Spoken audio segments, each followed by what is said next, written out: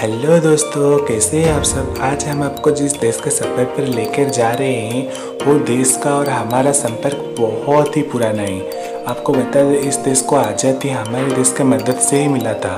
एक ऐसा देश जिसे हम कंट्री ऑफ रिवर के नाम से जानते हैं, जहाँ पर 700 से भी ज़्यादा नदियाँ बहती है, जिसे हमारे देश में मछलियाँ खाना बहुत ही ज़्यादा पसंद किया जाता है।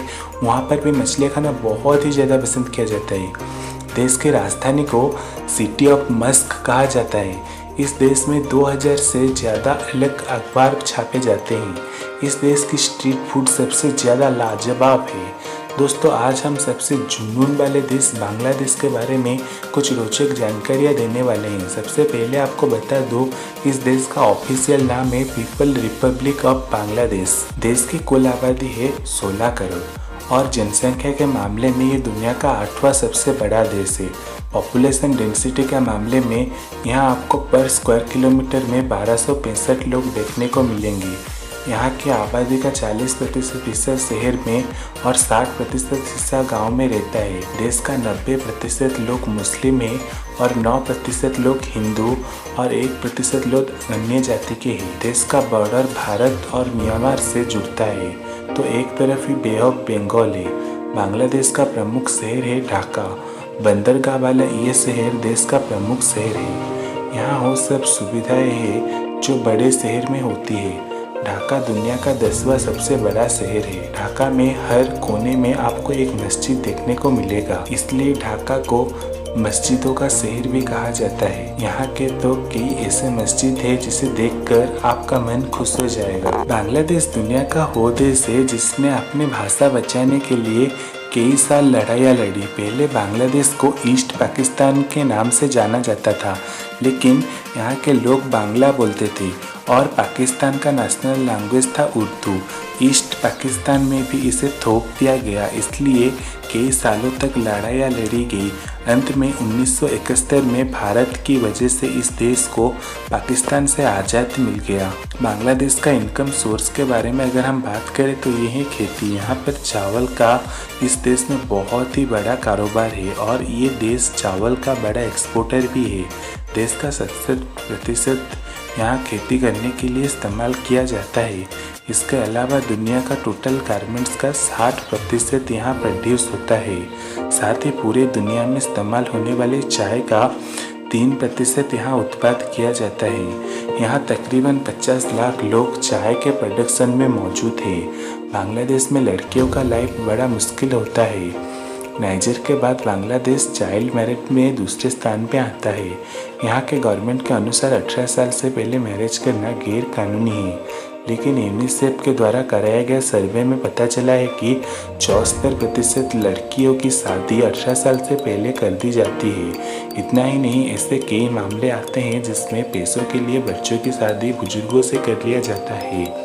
एक समय ऐसा भी था जब यहाँ की लड़कियों का सुंदर होना बहुत ही बुरा माना जाता था, क्योंकि गरीब होने की वजह से यहाँ के अमीर लोग कई लड़कियों को अपने साथ रखते थे। एक मर्द की शादियाँ करता था। ऐसी थी इसी देश के औरतों का हालत। बांग्लादेश के लोगों के बीच क्रिकेट खेलना का अलग ही जुनून है। क्रिकेट इस देश में हर किसी के दिल में बसता है। बांग्लादेश नेशनल क्रिकेट टीम ने बहुत ही कम दिनों में इंटरनेशनल क्रिकेट में अपना नाम बनाया है। जैसे हमारे यहाँ सुबह का शुरुआत चाय से होता है, यहाँ सुबह का शुरुआत पेपर पढ़ने से होता है। इसीलिए 2000 तरह के पेपर और मैगजीन यहाँ छापे जाते हैं।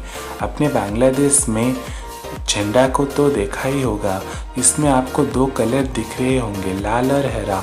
हरे रंग का मतलब होता है खुशियाँ और लाल रंग का मतलब होता है बलिदान, जो यहाँ के लोगों ने आज़ादी के लिए दी थी। भारत और बांग्लादेश का सुंदरबन दुनिया का सबसे बड़ा सदाबहार सुंदरबन है।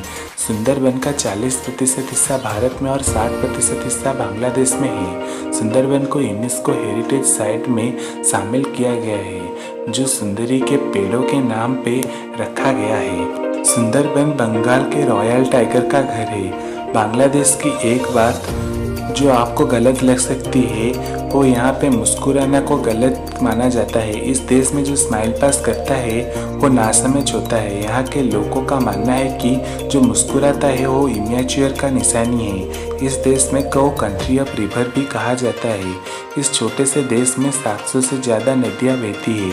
एशिया की 3 सबसे बड़ी नदी गंगा, मेघना और ब्रह्मपुत्र, ये तीनों बांग्लादेश में बहती है। ये नदियाँ होना जितना अच्छा है उतना बुरा भी है। यहाँ बहुत ही ज़्यादा बाढ़ आता है। इससे इस देश की इकोनॉमी में बहुत ही ज़्यादा फर्क पड़ता है। इसी बाढ़ में एक कमाल की चीज़ दिखती है, वो है बोट स्कूल। जैसे कि हमने आपको बताया बाढ़ की वजह से यहाँ सब कुछ तबाह हो जाता है, इसीलिए यहाँ बोट स्कूल का शुरुआत किया गया था। बच्चों को पढ़ाई में कोई असुविधा ना हो इसीलिए बोर्डिंग स्कूल बनाए गए थे और ये बड़ी सफलता भी है। बहुत से देशों में ज़्यादातर 4 सीजन देखने को मिलता है, पर आपको बांग्लादेश में 6 सीजन्स दिखते हैं। समर, ऑटम, विंटर और स्प्रिंग के अलावा यहाँ रेन और कोल्ड सीजन भी देखने को मिलता है। एक बात जो बांग्लादेश के आपको बिल्कुल भी पसंद नहीं आएगा वो ये कि यहाँ पे बहुत ही ज़्यादा गंदगी देखने को मिलेगा। यहाँ शायद सबसे ज़्यादा आपको इसी चीज़ से तकलीफ हो।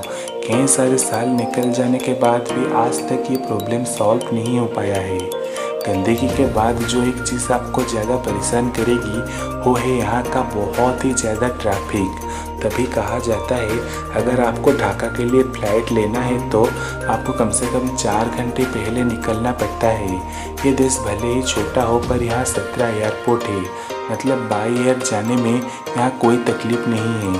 बांग्लादेश में ही दुनिया का सबसे बड़ा अनइंटरप्टेड बीच है। इसका नाम है बजार बीच, जो कि 120 किलोमीटर लंबा है। मतलब अगर आप इस बीच को पूरा देखना चाहोगे तो 2 दिन का समय लगेगा। इसी जिस बीच पर बांग्लादेश का सबसे बड़ा मार्केट भी लगता है। ऐसे ही वीडियोस देखने के लिए सब्सक्राइब कीजिए हमारे चैनल को और बेल आइकन दबाना मत भूलिएगा। मिलते हैं अगले वीडियो में।